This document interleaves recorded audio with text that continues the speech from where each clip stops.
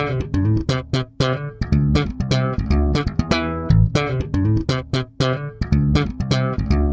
day. Maraming nagtatanong po sa akin, Chinky, paano ba guminhawa ang buhay ng tao? Paano bang yumaman ang isang tao? Everybody wants to become a millionaire. Ang sinasabi ko parati, ang pagyaman ng isang tao ay hindi po nag-uumpisa kung anong laman ng kanyang bulsa, kundi kung ano ang laman ng kanyang isipan. I'd like to share to you a simple formula that can really help you on how to become wealthy. Let's start with this. Mindset plus action equivalent to what we call as result. Ulitin po natin. Mindset plus action equivalent to result. Kung tayo po ay may negative mindset, tayo po rin magkakaroon ng negative action, negative din na magiging resulta ng ating buhay. Kung tayo naman po ay positive mag-isip, positive din po ang action, positive din po ang magiging resulta. Ang isang magandang halimbawa po ay katulad ng paano tayo pinapalaki ng ating mga magulang. Sinasabi sa atin ng ating mga magulang, anak, mag-aral ka mabuti para paglaki mo maghanap ka ng magandang trabaho. Ano mang masama sa trabaho? Wala. Pero kami po naman mga singkit, paano naman po kami pinapalaki? Sinasabi sa amin, anak, mag-aral ka mabuti para paglaki mo, hanap ka maganda ni negosyo. Okay? Marami yung mga classmate na mga Pilipino naghanap ng magandang trabaho, nag-pass na magandang resume after graduation. Kami naman po, nag-umpisa na po kami ng aming negosyo. Ang tanong po mga kapatid, sa palagay nyo, sino po ang mas may pagkakataon na umunlad agad ang pamumuhay? Yung naghanap ng trabaho o yung nagtayo ng negosyo? Definitely, ang sagot po, yung nagtayo ng negosyo. Maraming nagsasabi naman, Chinky naman, wala naman kaming puhunan, wala naman kaming, let's say, connection. Pero sabihin ko sa inyo, ano pinagkaiba po namin? Pareho po kami ng paaralan, pareho ng pagkakataon. Ang pinagkaiba po, kung ano po ang mindset ng magulang sa kanyang anak. Ganun po kapangyarihan yung mindset. If we change our mind, we will change our life. So may mga katanungan, paano ba natin binabago ang ating mga mindset? Una, ang sinasuggest ko parati, kailangan po tayo magbasa ng mga positive na libro. Makinig tayo sa mga tapes or mga preaching or if not naman motivational speakers. Pangatlo, lumayo tayo sa mga taong negative at sumama tayo sa mga tao naman parating positive. Layuan niyo yung mga parating reklamo ng reklamo. Wala pong magandang maidudulot po sa buhay natin. At isa pang katanungan ng mga tao, does it necessarily mean to say, kung negative ka mag-isip, negative na yung maging resulta mo? Definitely, yes. Kung negative po tayo mag-isip, negative din po ang ating action, negative din po ang ating result.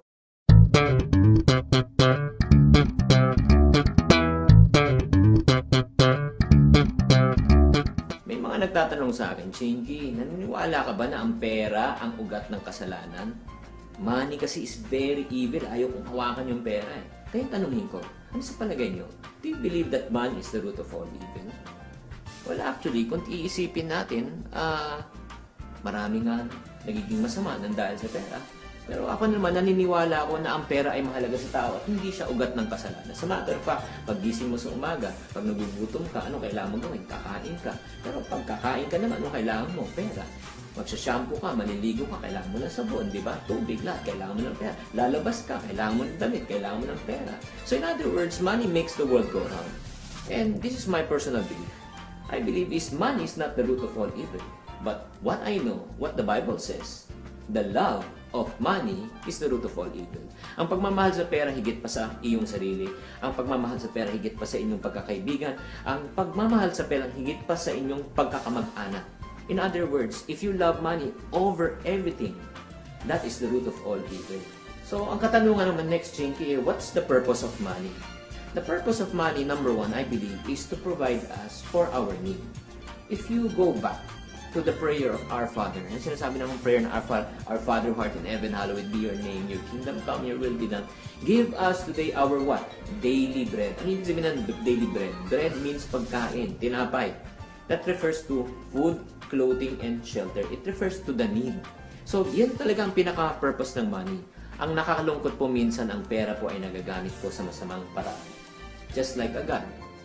Depende kung sino nakahawak. Pag ang baril, ang humahawak po ay pulis, nagagamit po sa tamang paraan. Pero kung ang baril ay hawak po ng magnanakaw, ay nagagamit po sa masamang paraan. Katulad din po ng pera. Ang pera po is very neutral. It depends kung ang may hawak po ang taong ganit, sakim, at talagang mahal na mahal ang pera. magagamit po niya sa masamang paraan. Pero kung ang pera naman po ay hawak ng isang taong maganda ang puso, nais pong tumulong sa kapwa, nais pong magbigay sa society at sa mahirap, ito po ay magagamit sa tamang pamamaraan.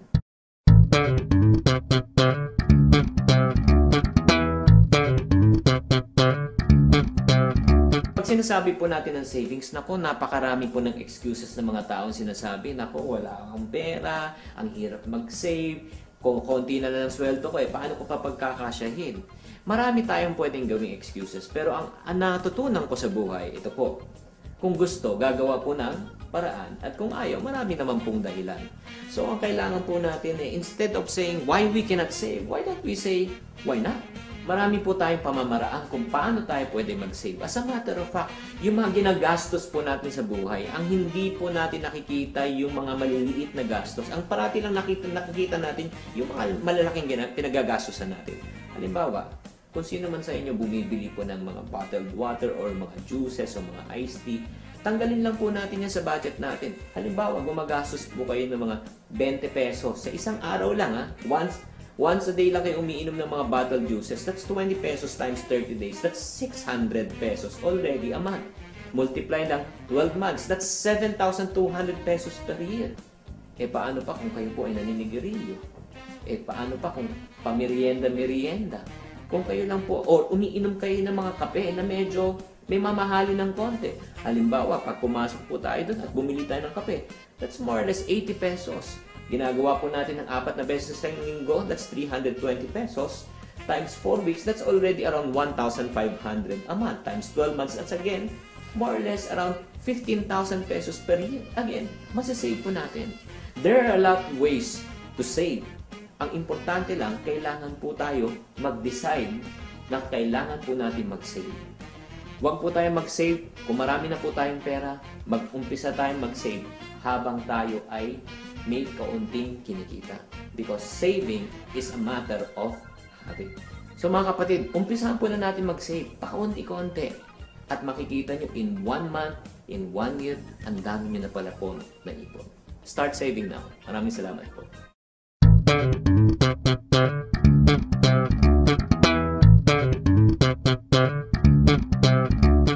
May nagtatanong naman po sa akin, Chinky, paano ko palalaki ng aking kita kasi ang hirap-hirap mag-save? Parati sinasabi ko naman sa tao, always remember this principle. It's not how much money you make, but it's how much money you save. Kahit na kumita ka, let's say, ng 50,000 pesos a month, pero ang gastusin mo buwan-buwan ay nasa 60,000 pesos a month, lugi ka pa ng 10,000. Kahit ikaw naman, konti lang kinikita mo probably nasa 10,000 pesos a month, but you save 20%, alam nyo ba na mas mayaman ka pa sa taong kumikita ng 50,000 a month? Kasi mas malaking ginagastos niya. So, ano dapat ang tamang mindset pagdating po sa savings? Always remember, saving is not dependent on the amount that you want to save. Savings is actually a habit. When you say habit, ito po ay isang ugali. Kasi may mga iba nagsasabi, Chinky, tsaka na lang ako mag-save kung mas malaki ng kinita ko. Pag kumikita ka ng 100,000 o 1,000,000, mga kapatid, kung tayo po ay hindi marunong mag-save sa maliliit, sa papiso-piso, hindi ka rin marunong mag-save pag malaki. So start saving from the small things. And then you know what money will do? Money will just only expose what is your habit. The question is, do you have a habit of what? Saving? Or do you have a habit of what? Spending.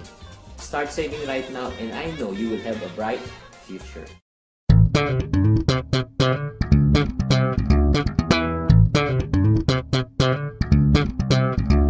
Alam nyo mga kapatid, maraming lumalapit sa akin at nagsasabi, naku Chinky, kulang ang sweldo ko, pataas ng pataas ang bilihin, ang bigas, pataas ng pataas, gasolina, pataas ng pataas, kuryente, pataas ng pataas, ang di na lang tumataas yung pipe natin. Diba? Yan po ang katotohanan. So, itong ang reality ng buhay, pahirap po ng pahirap ng buhay. Pero, again, when we go back to the issue of saving, at sinasabi ng tao, hindi talaga ako makasave. The reason why most of us cannot save is because we have a wrong mindset on savings. Allow me to share to you yung common mindset ng tao na sinasabi, yung formula nila. Ang formula po nila kasi, pag dumating po ang sweldo, income minus expense equivalent to what we call as savings. Pag dumating po ang sweldo, kung gagastos mo na, babayaran mo na lahat ng mga pangailangan, utang, then kung ano matira, yun po sinisave. Sa totoo lang, kung ganun po tayo humawak ng pera, ganun po yung formula, ano po maiiwan? Wala. Hindi ba kayo nagtataka? Nung dati, kaunti lang ang kita, tama-tama lang yung gastos. Ngayon, nung lumalaki ang kita, lumalaki ang gastos, at hindi lang yun, nagkakautang pa. You know, my friends, ano dapat ang correct mindset at correct formula? The correct formula should be like this.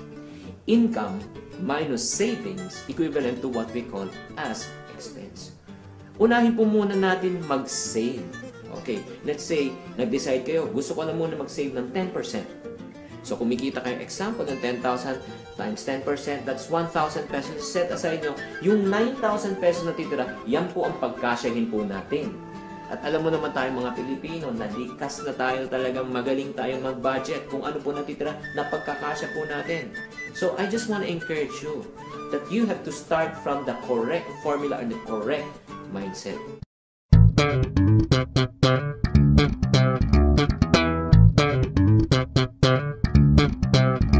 Maraming nagsasabi sa akin, Chinky, ang hirap naman mag-budget ngayon. Ang hirap ng kinikita. Konti ang aking allowance, konti ang kinikita ng aking mister. Yung padala sa Saudi, lumiliit ang value. Well, anyway, I just want to encourage you, bago natin isipin kung anong gagastusin po natin, isipin po na natin kung meron po tayong budget. Ang tanong na karamihan, Chinky, ano ba yung budget? Well, actually, budget is like this. Budget is a written plan on how to manage your money. Uulitin ko po, it is a written plan. Nakasulat po kung paano nyo po ginagastos ang inyong pera. So, pag may budget po tayo, immediately, alam nyo po kung saan po pupunta yung pera nyo at magkano po ang dapat nyong kitain. For example, if you give me an opportunity to ask you one question right now, at tatanong kita, kayo po ba ay may budget? Magkano po yung budget nyo? Within 3 seconds, kung hindi po kayo nakasagot, ibig sabihin, hindi nyo po alam kung magkano specifically ang yung budget. So, again, start with a budget. Napakahalaga po na may budget po tayo.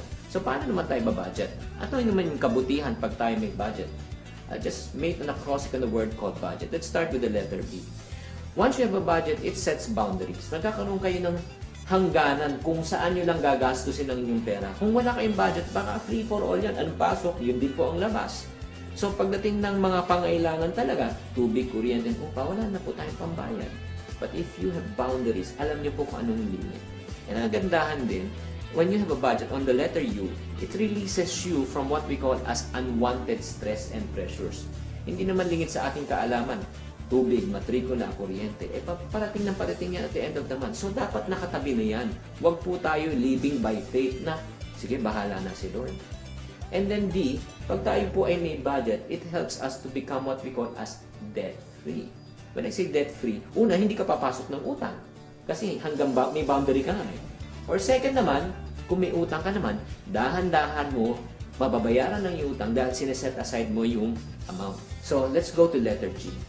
Once you go to the letter G, it would also help you to generate more money. Kasi ngayon, alam mo na kung magkano dapat mong kitain at 15,000 pesos per se. Then you target an income na 20,000. So if you have 5,000 excess, you can also use that as savings at pwede mo pang bless sa ibang tao. And letter E, sa budget, it also eradicate what we call as impulse buying. Lalo na pag nakikita po natin yung 4 magic letters na SALE. Kahit kayo may lagnat, bigla na lang gumagaling kayo. Dahil gusto nyo mag-shopping. Sale, sale, sale. Pero pag naka-budget naman, pag kulang pera, alam nyo po may pupuntahan, hindi po tayo papasok sa sale. So, it eradicate impulse buying. And finally, on the letter T, once you have a budget, you would also learn how to trust God.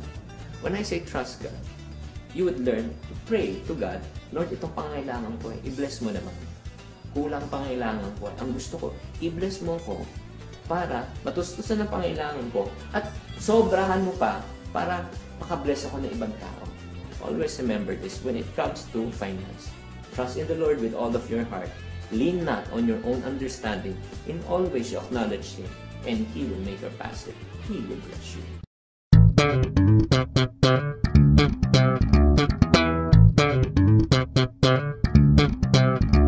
Again, people always come to me and ask me, Chinky, nako, paano ko naman dadagdagan ng kita ko? Ang hirap ng aking cash flow.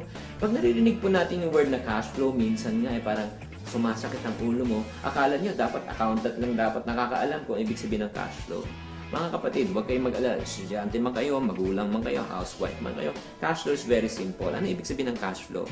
Ang ibig ko sabihin ng cash flow is money coming in should be greater than the one that is going out. In Tagalog po, ang perang pumapasok ay dapat higit pa sa perang lumalabas.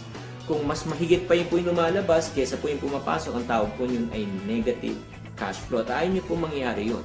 So ngayon, ibibigyan po lang kayo ng practical tips kung paano po natin mai-increase ang ating cash flow. I made an acrostic and a word called cash. Let's start with the letter C. C means change your lifestyle. Kailangan po magbago po tayo ng ating pamumuhay. Specifically, kung nawalan ng trabaho ang inyong mister, nalugi ang inyong negosyo, dati malaking kinikita nyo, ngayon wala kayong kinikita, definitely, kailangan po natin baguhin ang ating pamumuhay. Kung tayo po ay umuupa sa isang bahay na 15 to 20,000 pesos a month, baka kailangan lumipat muna tayo at mangupahan tayo ng mas maliit. There must be an adjustment. Okay, may nagsasabi sa inyo, Chinky, pag ako po ay nag-adjust pa ng pamumuhay, ay sa palagay ko, titira na kami sa kalye. If you cannot change your lifestyle, let's go to the letter A. A stands for always be open-minded for other opportunities. Sa hirap po ng buhay ngayon, sa totoo lang, kung isa lang trabaho nyo, kung isa lang ang inyong source of income, mahirap po. Kaya we have to be creative. Some of you working from Monday to Friday, you have to be creative. Probably you should use your Saturday and Sunday to do some sales activity. Let's say magbenta kayo ng mga damit, sapatos, insurance, no? Go into direct selling. Ito yung pinakamagandang negosyo para sa mga taong na walang masyadong puhunan at kapital. This will already help you in terms of saving much more money or making more money. So right now, ngayon, na-change ko na yung lifestyle ko. Open-minded ako for other opportunities. Let's go to letter S. Once you start making money, make sure you save. The reason why you want to make more money is because you want to save. Hindi yung kumita ka para gumastos. There's no point of making more money if you want to spend. The goal of making more money is for you to save. Save as much as you can. And finally, once you start saving, meron na po kayong ipon, let's go to letter H. Pag pumasok na yung pera, nandun na po sa bangko, may savings na po kayo. Always remember, have a long-term perspective. Huwag po parating short-term. Yung po nakakalungkot. Minsan, marami po tayo nakikita. Pumasok lang konti pera, nagkaroon ng konting bonus, nagkaroon ng konting ginhawa. Immediately ang unang tanong, saan tayo magbabakasyon? Anong cellphone ang bibilin natin? Anong bagong dating DVD ang bibilin at manonood agad ng sine? Pero karamihan na alam mo ng mga negosyante, pag pumasok ang pera, ang tanong, anong negosyo ang umpisahan natin? Paano natin expand ang ating business? Because they always have a what? Long-term perspective.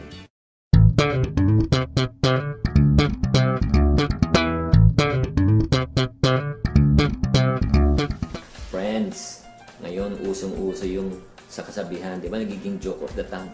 Moderate the greed. Yan ang nagiging usapan. Kaya tayo na mag-usap pa. Well, I don't think, sa totoo lang, we can moderate the greed. And that's what of the dangerous attitude about money. When I say attitude po sa Tagalog ay ugali. Ano po yung ugali? Ang ugali ay isang bagay na yung ginagawa na hindi ka na nag-iisip. At marami tayong masasamang ugali pag tungkol sa pera. And one of them is greed. In Tagalog is gahaman. Ugali. Sakit. Diba? Okay, tumingin sa akin, hindi po ko yun. Kailangan po natin, protektahan po natin ang ating puso because all of us, we're not scared of that. I can still remember, nung ako ay bata pa, may alkansya akong maliit, tapos nilalagyan ko siya ng piso, pag puno na, bibilangin ko siya, akala ko tuwing binibilang ko siya, dumodoble, actually, hindi pala nangyayari yun. Hindi talaga tayo makontento at sinabi ko sa sarili ko, pag ako meron lang 100,000 pesos sa bangko, masaya na ako. Alam niyo kapatid, na nagkaroon ng 100,000, ano nag-reaction ko? Kulat. Sinabi ko sa sarili ko, pag meron na ako 1 million pesos, okay na ako kasi ang tawag na sa akin, milyonaryo. Kapatid, nung kinita ko yung 1 million, kulang pa rin. Sa totoo lang, we will never have enough of money. Do you agree? Dati, maliit ang ating kita, diba? Napagkakasya. Pero ngayon, lumalaki yung kita, nagkukulang na, nagkakautang ka. Habang lumalaki ang kita, lumalaki ang problema, lumalaki ang gastos. So, if we don't arrest the word called greed, we will definitely be in trouble. Itong katanungan, Chinky, sige, gusto kong ma-arrest yan. How can we arrest the word called greed? All we need to do, ladies and gentlemen, is ask this question called, how much is enough? Magkano lang talaga ang kailangan kitain? Over and above that, I should not exert any more activities. I should not exert any more time in order to make more. So friends, in order for us to moderate our greed, I suggest ask yourself this question. How much is enough? Magkano lang talaga kailangan mong kitain? At kung may excess ka pang gustong kitain, not at the expense with your time with your families and with your loved ones.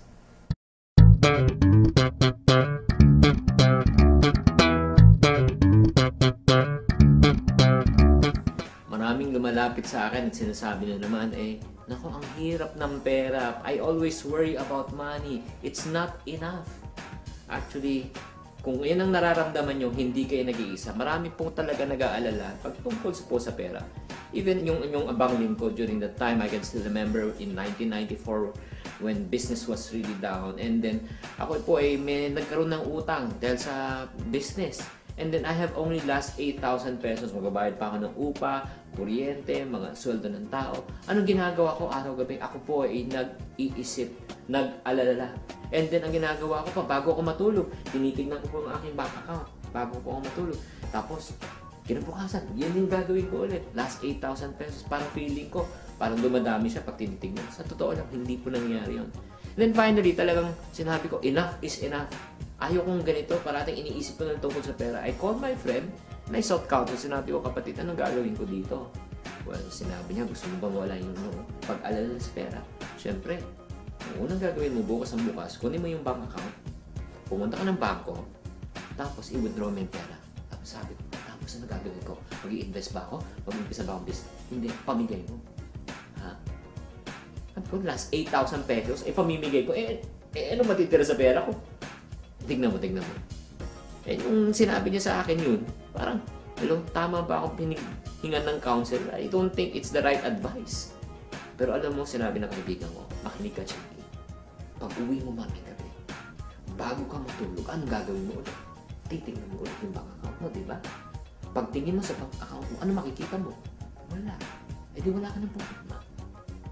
Nung sinabi niya sa akin, nainis ako, medyo natawa ng konti. Pero doon ko lang naalala na sinabi nga niya, since wala na ako nakikita, wala na akong alalahanin, that's where I believe what he's trying to teach me. When worry ends, faith begins. Pag wala ka na talagang kakapitan, kanino ka kakapit? Di ba sa Diyos? My encouragement to all of you, why wait for that time to come? Why don't we first pray and believe God first for His provision before we start worrying? Sa totoo lang, even the Bible says, even the birds in the air, they do not sow, but they also reap. Wala akong nakitang ibon na namatay dahil hindi nakakain. Wala pa akong nakitang ibon nagkaroon ng heart attack dahil yung stock market ay bumagsak. So, friends, let us stop worrying about money. The first thing that will happen to you, you will get sick, you will get into a lot of stress. And friends, if you're also sick, who among us by worrying can add a single hour to our life? So I just want to encourage you, instead of worrying, pray.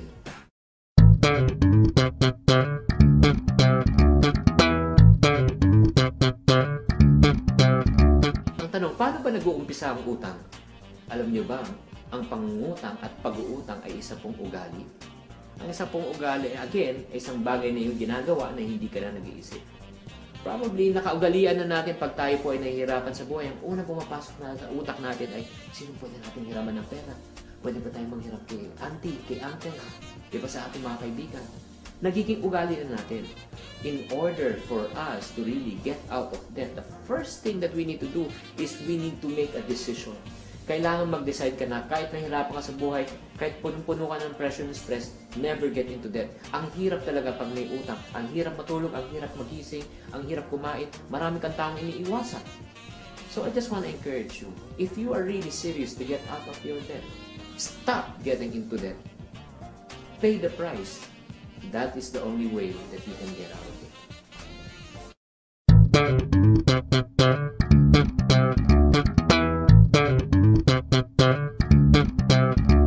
Nowadays, there are a lot of ways that you can use money in terms of currency or notes such as check, such as cash, and right now, the most popular ones ang tinatawag po natin ay plastic or credit card.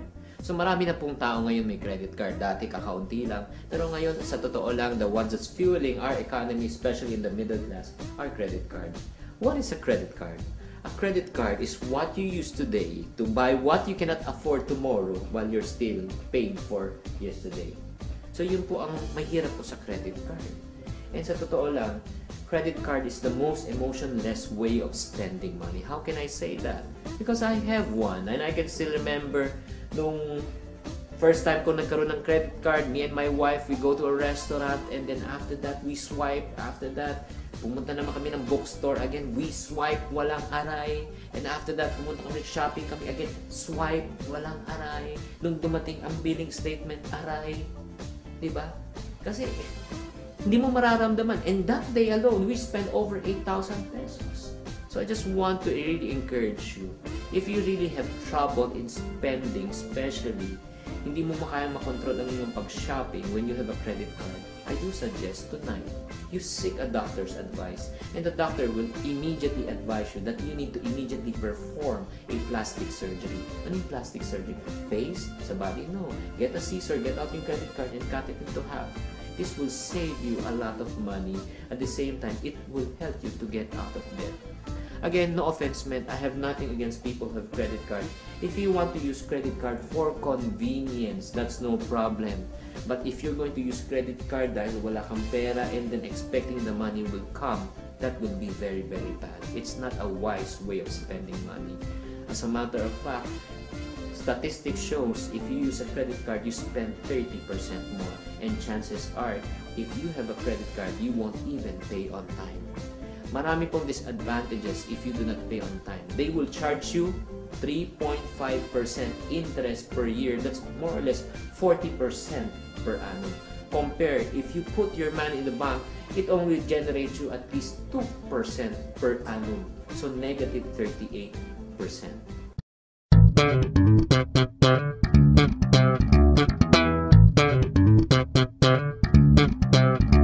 So right now, people will say, Chinky, ngayon alam ko, using credit card uncontrollably is not really good for my financial health. Okay, so right now, how do I pay off my credit card? These are some tips. Number one, make a single payment. Kung kaya niyong bayaran in one single payment, do it. Huwag yung pahulog-hulugan. Kasi pag naghulog-hulog ka, matcha-charge ka pa rin ng interest. Actually, they charge at least 4.5% interest on the minimum na hindi mo binayaran. And number two, is pay off first the one with the highest interest. If you have several credit cards na medyo yung mga iba malalaki po mag-charge ng interest, yun muna ang bayaran mo. Third, sell some of your assets in order to pay off your debts. It's useless for you to have money in the bank and you're paying off credit cards debt because the money in the bank only generates you 2% per annum. In the credit card, it charges you 40% per annum. Doesn't make any sense. And finally, this is unadvisable. Pero kung talagang ipit ka na, ang binabayaran mo lang interest, nasa 50,000, 30,000 a month na. I would suggest, kapalan mo ng mukha mo, borrow from someone who can loan you with a lesser interest. And then pay off the credit card company, bayaran nyo na lang yung friend nyo or yung relative mo. That is really not the best solution, but the only solution probably for you. So I hope the tips that I've shared with you with your credit card debts will really help you a lot.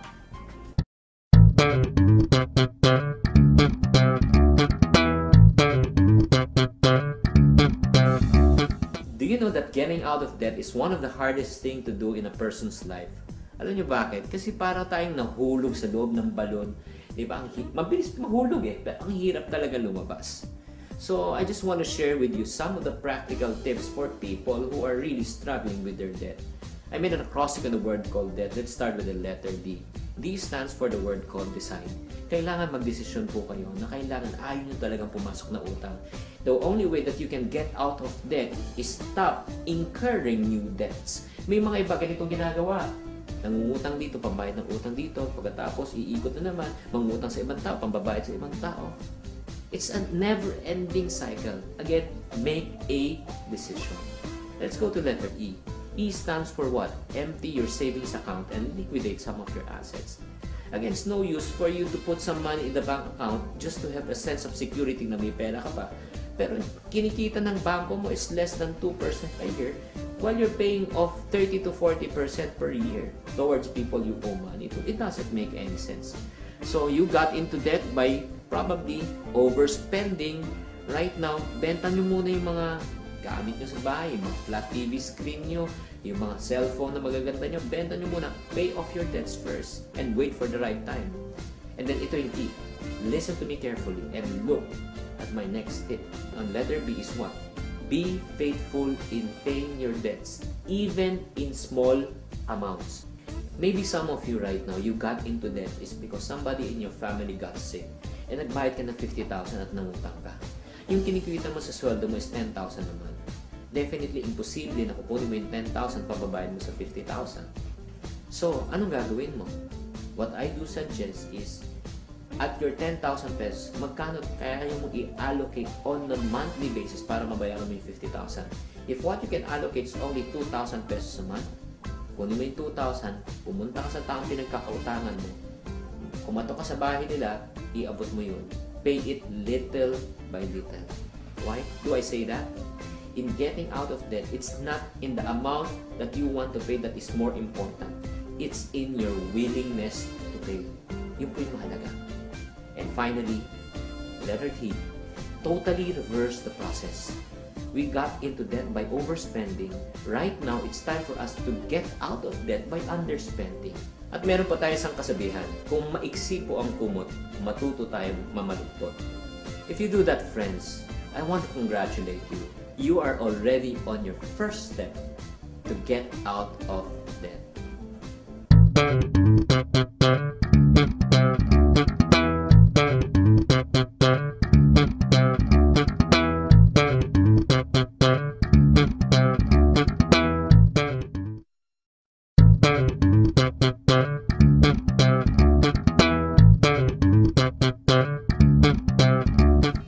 Just imagine kung kayo po ay nanalo ng jackpot sa isang contest at nanalo po kayo ng 1 million pesos. Ang tanong, anong gagawin mo? If you have all the money right now and you have all the time in the world, diba? Ang sarap isipin yun, gusto mo mag-travel, gusto mo probably to give the best to your relatives, to your children. Yes. That's all the dreams of each and every Filipino to have financial freedom. Pero ang tanong, ano ba yung tunay na financial freedom? Naging malaya tayo sa utang, wala tayong pinuproblema tungkol sa pera. So right now, I just want to share with you the 6 steps to financial freedom. Let's start with step number 1. Step number 1 is get out of debt. Remember, in paying off your debt, it's not in the amount that's more important. It's in your willingness to pay that is more important. Pag nabayaran nyo na pa kaunti-konti yung utang, you are on your way out. Second step is set aside 1 to 2 months of your living budget. Yung budget mo, halimbawa ay 10,000 pesos per month times 2, that's 20,000 pesos. Ilagay nyo po sa bako yan. Untouchable. Let's go to step 3. Sa step 3 naman, another 3 to 6 months. Let's put it at 6 months, multiply ng 10,000, 60,000. Yung 60,000, pwede nyo gawin sa long term, pwede nyo lagay sa time deposit, or let's say money market, o medyo high-yielding interest. Ito pong step 2 at step 3 po, makinig, is the most important on the 6 steps of financial freedom. Just in case, when I say just in case you lose your job, you lose your capacity to earn, you lose your business, you have 8 months of living expense to live on. Sa totoo lang, karamihan tayong mga Pilipino will live on a month-to-month basis. Oras na mawalan ng trabaho, oras na mawalan ng income, automatic ano nangyayari? We get into debt. We make decisions that we regret afterwards and we will regret it for the rest of our lives. Pero kung meron tayong 8 months of living budget, you know what you can do? You can sleep well, at the same time you can make the right choices, you can make the right decision, and I can assure you, in Once time, you can find a new job, you can start your own business. So step 2 and 3 is very crucial in the 6 steps. Let's go to step number 4. Step number 4 is make major purchases such as car, vacation, down payment for a house. That's the only time you can buy those big stuff. Pero unfortunately, again, tayo mga Pilipino, wala pa tayong sa step number 1, tayo po ay naging sa step number 4. Yun po nagiging problema. And some of us, we buy a car in credit. Okay, yung job natin for, let's say, 3 years, may 5 years payment ka. Tapos on the 3rd year, hihirapan ka na magbayad. 4th year, hindi ka na nakakabayad. Ang tanong, ano po mangyayari sa ating sasakyan kung hindi na po tayo nakakabayad? Mareremata po siya. And what will happen to the down payment? What will happen to the money that you have invested for 4 years? Gone. So, I do suggest make the right decision. Go to step 1, 2, 3 before you go to step number 4. Right now, let's go to step number 5. Step number 5, that's the time you are allowed to make long-term investments such as educational fund, retirement fund, no? Doon mo i-allocate on step number 5. And step number 6 is what we call as high-risk investment, such as speculative stocks or other financial instruments.